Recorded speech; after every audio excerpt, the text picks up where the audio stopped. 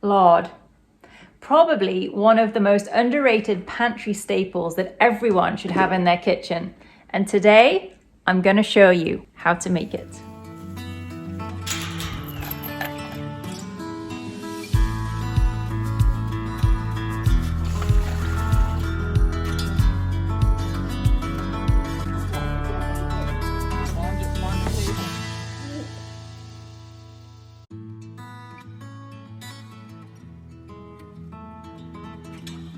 Hi guys!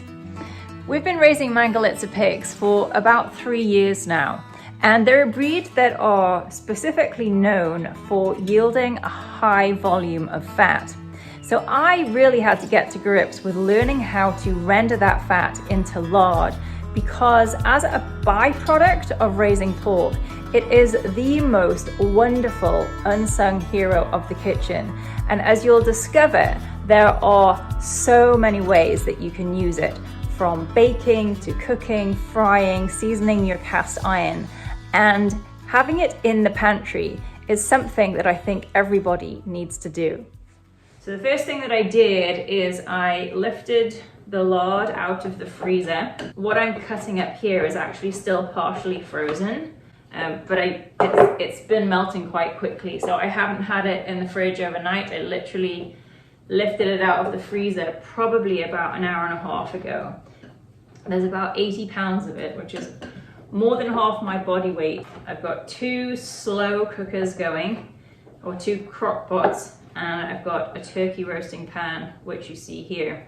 It's important that the fat is chopped quite uniformly so that it melts all at the same rate. So the whole idea of rendering fat is really to melt the fat. Any sort of bits from the butchering process, like on this piece, it's got some meat left on it, and then there's some other pieces that I've come across that are a bit gristly. All those pieces will settle to the bottom, and we're going to discard those, or they can also be turned into crackling. I've got 2 slow cookers here, both full, and they have been cooking for 30 minutes on high and about another 30 minutes on low.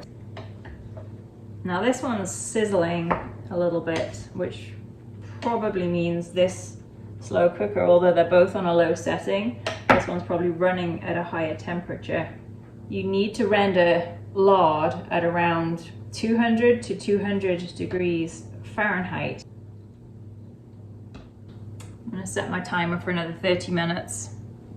Okay, so quick update on the crock pot. As you can see, it is all starting to look translucent, and it's been on for about an hour and a half now. There's actually some liquid starting to build up, and but I don't think enough to start taking any off yet. Let's have a look at the other crock pot here. There is some liquid there, but it's not bubbling as much. Okay, let's go and check the turkey roaster. Okay, now I did start this one about 30 minutes after the 2 crock pots, but remember I set it to the low temperature of 150, so I actually just turned it up because this has been going for about an hour. I don't really see much change, so I'm going to turn that one up and then check it again in another 30 minutes. Okay, so there's quite a lot of liquid building up in the crock pots, and I'm going to take the first rendering. And what I'm going to do first of all is I'm going to ladle it through this wire mesh sieve into my Pyrex jug, and then from there I'm going to decant it into a mason jar. So I'm going to then filter it again through a coffee filter and then basically put a lid on.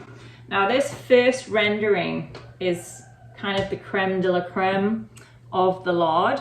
It's going to be the lard that tastes the least like bacon, which is going to be great for pastries and anywhere you want to use lard to get the benefits of a high fat content, so like in pastry, but when you don't want your pastry to taste savory, so if you're making like a sweet pie crust. All these lumpy bits of fat that are getting into my ladle, it doesn't matter because I'm just going to throw them back in again once I've got the liquid out.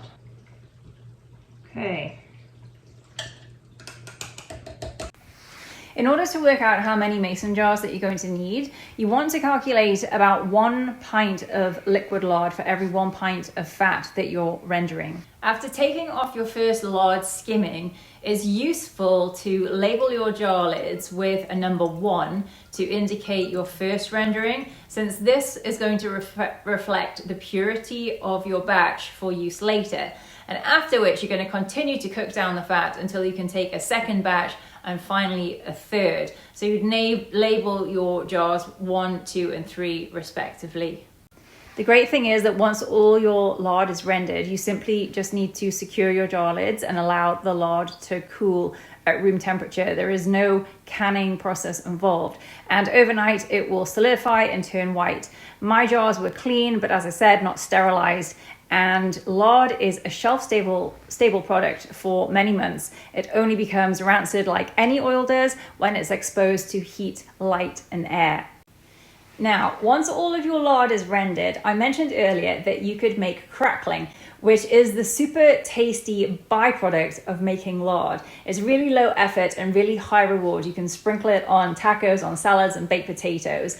So this is how you do it. As the lard cooks down for the second and third rendering, the cubes of fat continue to reduce in size until they sort of become brown in color and they have no liquid left in them. At this point, they might look tasty, but they're actually quite spongy.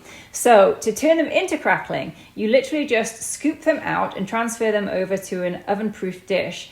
And then you're going to bake them at about 400 degrees for 10 minutes with a good sprinkling of salt. And the result is this crispy, crunchy, bacony sprinkles, and it's delicious. Well, now that we're 3 years into this journey, we have literally rendered and sold gallons of the stuff to happy customers at the farmer's market who are in the process of reintroducing lard into their own kitchens. And it's literally become second nature to use it in place of oils and fats in recipes. So if you are wanting some ideas on ways to use this fabulous resource in baking, in cooking, or in body products and other uses, check out my next video for some ideas and keep following along for more inspo.